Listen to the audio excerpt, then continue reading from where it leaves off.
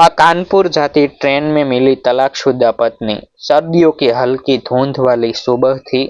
Platform पर लोगों का शोर, चाय वालों की आवाजें और ठंडी हवा के झोंके सब मिलकर एक अजीब सी बेचैनी पैदा कर रहे थे। उसी भीड़ में कानपुर जाने वाली जनरल बोगी में विराज नीचे वाली सीट पर लेटा हुआ था।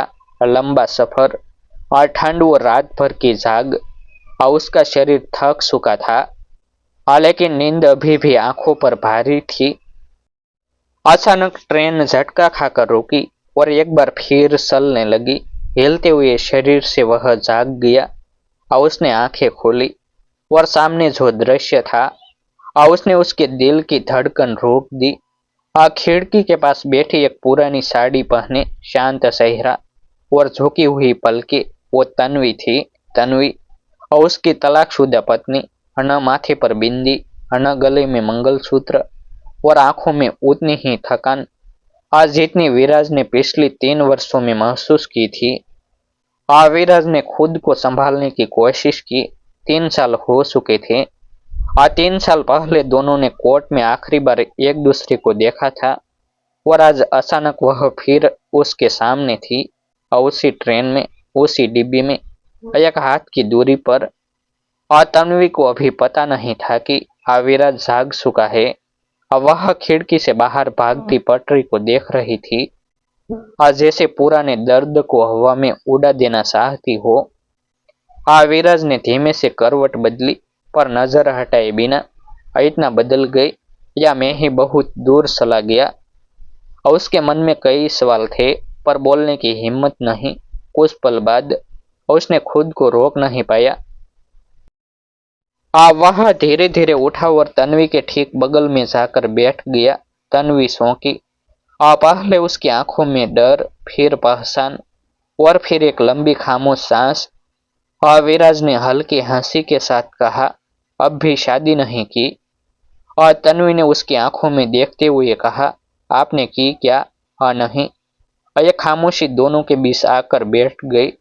और ट्रेन की आवाज, लोगों की भीड़, सभी एक पल को गायब हो गया। विराज ने पूछा, कहाँ जा रही हो?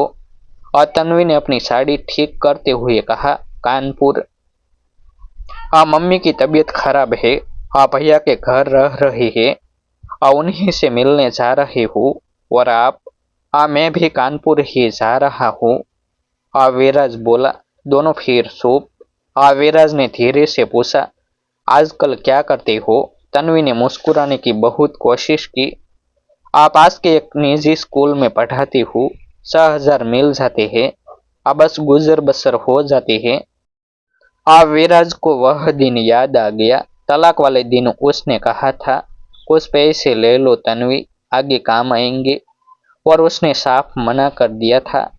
मैंने तब कहा भी था, तन्वी आप ऐसे ले लेती तो आज इतना संघर्ष ना करना पड़ता। तन्वी ने गंभीर नजरों से उसे देखा। और मैं जमीर को क्या जवाब देती?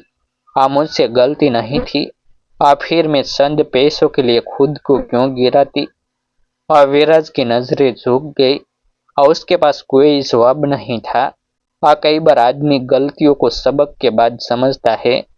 और विराज को तो कीमत भी बहुत भारी चुकानी पड़ी थी। उस समय कुल्फी वाला आवाज लगाने लगा, कुल्फी ले लो। विराज ने पूछा, खाओगी? तन्वी बोली, एक शर्त पर, पैसे मैं दूंगी। दोनों हल्के से हंस पड़े। मानो 3 वर्षों की दूरी थोड़ी सी पिघल रही हो। कुल्फी खाते खाते विराज ने गहरी सांस ली और कहा, मैंने सब बुरी आदतें छोड़ दी है तन्वी। शराब, गलत दोस्त, गुच्छा, सब छोड़ दिया।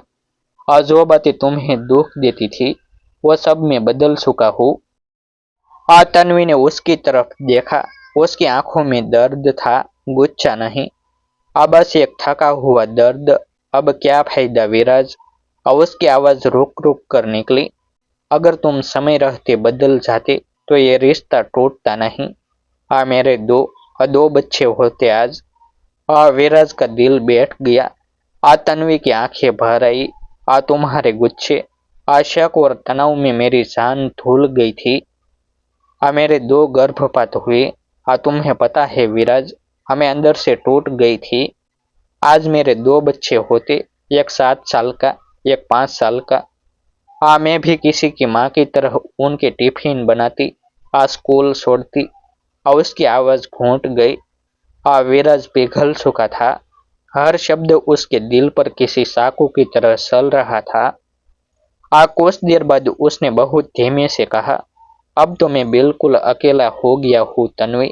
माँ भी चली गई। तन्वी ने झटके से उसकी तरफ देखा।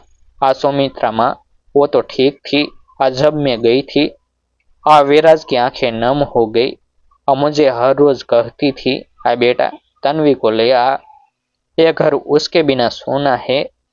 लेकिन तब तक देर हो चुकी थी। तन्वी की आंखों में दया, दुख और पुरानी मोहब्बत सब एक साथ उभर आई। कुछ पल बाद विराज ने धीरे से उसका हाथ पकड़ लिया। तन्वी प्लीज, मेरी जिंदगी में वापस आ जाओ। मैं सच कह रहा हूँ, तेरे बिना मैं सिर्फ एक खाली खोल हूँ। तन्वी ने हाथ नहीं छोड़ा।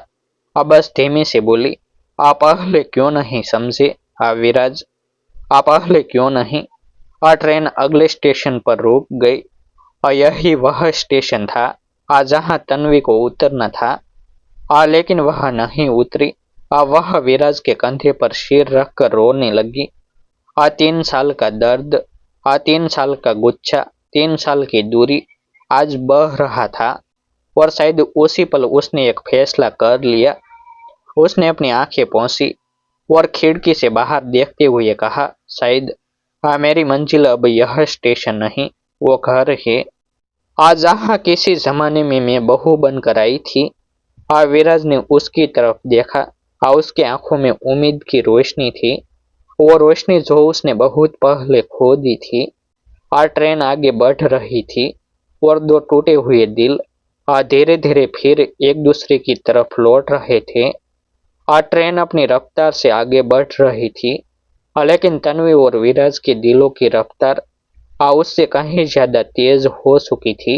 वह स्टेशन जहाँ तन्वी को उतरना था काफी पीछे छूट चुका था। तन्वी ने सिर उठाकर खिड़की से बाहर देखा। धुंध में डूबते खेत, भागते पेड़ और तेज हवा मानो उसे नए फैसले की ओर धकेल रही थी। विराज ने हिम्मत जुटाकर पूछा, क्या मतलब, तुम मेरे साथ चल रही हो। तन्वी ने धीमे से कहा, आज शायद अभी भी कुछ बाकी है जो मुझे इस रिश्ते की तरफ खींच रहा है। अगर मैं उतर जाती तो शायद जिंदगी भर पछताती। विराज का चेहरा चमक उठा। उसने पहली बार महसूस किया कि मौका उसे फिर मिला है और अब की बार वह इसे खोना नहीं चाहता था। कानपुर स्टेशन पर उतरते ही ठंडी हवा उनकी शहरों से टकराई। तन्वी ने चारों तरफ देखा। पुरानी यादें आज जैसे एक एक करके उसके सामने आ रही थी। विराज ने उसका बैग पकड़ लिया। तन्वी ने ना नहीं किया। पहले वह इन छोटी चीजों पर झगड़ती थी, आज वही बातें उसके दिल को छू रही थी। घर से कुछ दूरी पर पहुंचते ही विराज का कदम लड़खड़ाया। सुमित्रा माँ की याद फिर आंखों के सामने धूम आई और उसकी आवाज भर गई। यहीं माँ के आखिरी सांसें चली गई। उन्हें सबसे बड़ा दुख यही था कि तुम अब इस घर में नहीं आओगी। और तन्वी ने दरवाजे को देखा। कभी उसने इसी दहलीज पर महावर से पैर सापे थे। आज वो बिना बिंदी, बिना गहनों, बिना किसी पहचान के यहाँ वापस आ रही थी। लेकिन एक उम्मीद लेकर। विराज ने धीरे से पूछा, क्या सच में तुम लौटना चाहती हो। तन्वी की आंखें भर आई। विराज, रिश्ते किसी कागज की मोहर से नहीं बनते, न ही कागज फाड़ देने से खत्म होते हैं। अगर दिल में जगह बाकी हो तो रिश्ते लौट भी आते हैं। मैं लौट रही हूँ, मगर पहले जैसी नहीं।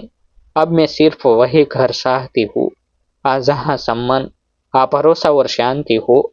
विराज ने सिर झुका दिया।